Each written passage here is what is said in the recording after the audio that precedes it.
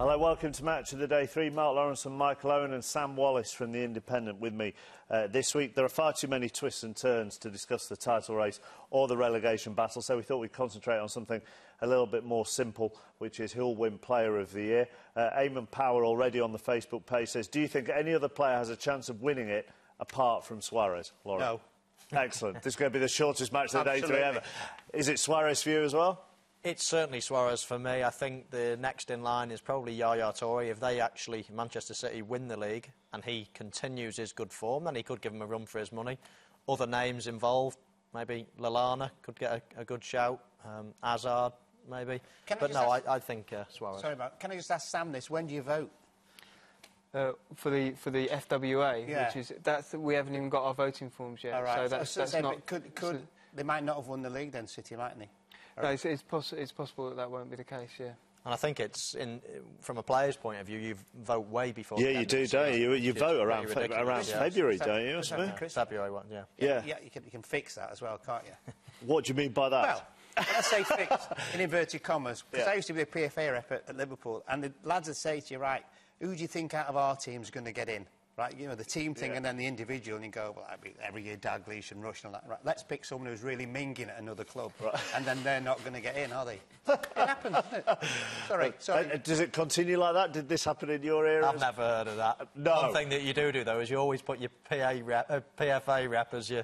You know, the soft one that you give it Laura, we'll do it. The thing was, he used to say to you, who should I vote for? I mean, who should I vote for? To be fair, I have heard that before. I have heard that clubs just vote en masse with whoever the PFA rep decides to go to. But that did come from Steve Claridge, that story, so whether that's true or not, I don't know. Football writers will be more discerning, will they? But it'll still be Luis Suarez. They just do the tactical voting in the journalism awards, that's it. I think Suarez, the way the season is unfolding, and given that the Footballer of the Year, which is the FWA award, that I think that Suarez Liverpool's late run will probably count in his favour. But I think there's been contenders. I think Silva, Toure, Eden Hazard's fallen away a bit, but they were certainly contenders. But I think Suarez is now is looking like he could be a decisive figure. I think it has to be because he's just been brilliant all season. Missed the first 5 league games, and we all know the reasons why. But even the goals he scored. Everyone's brilliant, isn't it? Yeah, he's not scored any tap-ins. There's nothing like him since Thierry Henry in my eyes. In terms of strikers in the Premier League, Thierry Henry was just a phenomenon, and this fella's a freak of nature. Do you think it's slightly unfortunate on Sturridge, then, that Sturridge doesn't get a mention in this as well? Well, I think he get a mention, but... I don't feel sorry for him. He's playing alongside Well, no, I'm not feeling sorry, but in the terms of winning an individual award, he isn't getting as much of a mention. The other thing as well is, with Suarez, they played him in a few different positions, and he's just absolutely, totally got on with it. After being a nightmare for Brendan Rodgers, it's been an absolute dream for him. Just on them, we're going off subject slightly, but I think it's really interesting. You were talking in the office earlier about how they completely break all the rules of a strike partnership. Yeah, well, when you look back to when I was coming through, say it was little and large. Someone makes a run here, you have to show here, and you always work together. The rule book has gone now. Coaching is certainly in the striking department. You basically create an environment for these players just to flourish, and you just let them go and play as how they see fit. And you see Suarez popping up in any position, and it's just not what's in the coaching book. We've got several. Andrew Kelly says, lots of comments on this. In my opinion, despite many who may disagree, mine would be Gerrard for his consistency. I suppose, Sam, we're at that stage of the season because of the form that Liverpool in. There'll be several Liverpool players who will be thrown up for this award.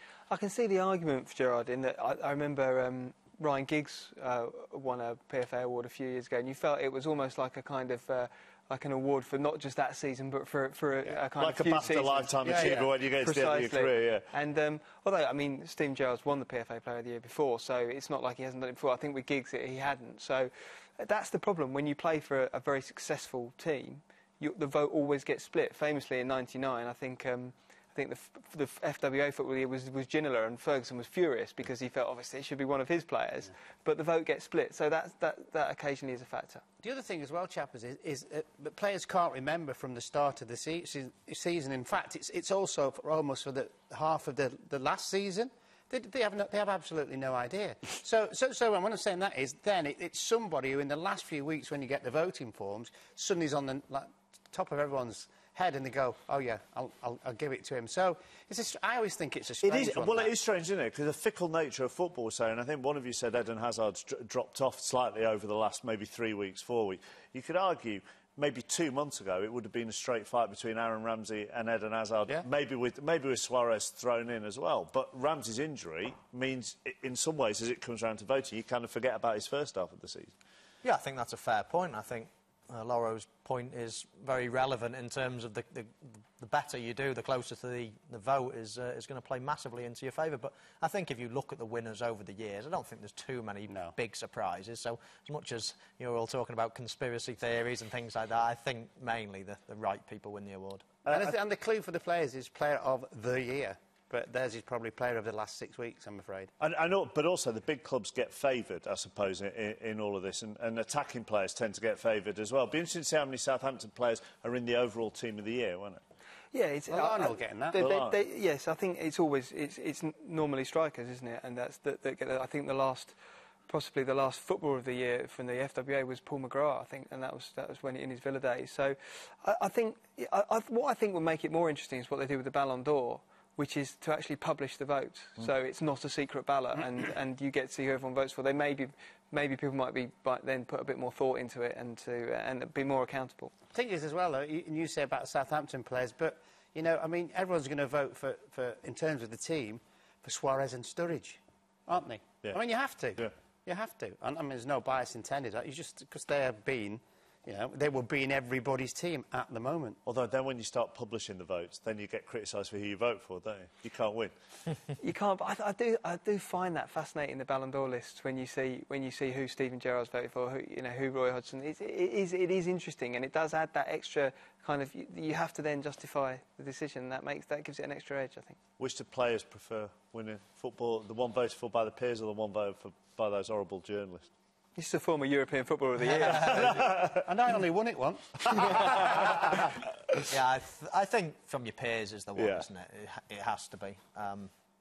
Yeah, I mean, that's the biggie. And again, despite what people think, I think overall there's been a very good record of the right players winning at the right year. I have to say that I think and not because Sam said it, the journos is a big one as well.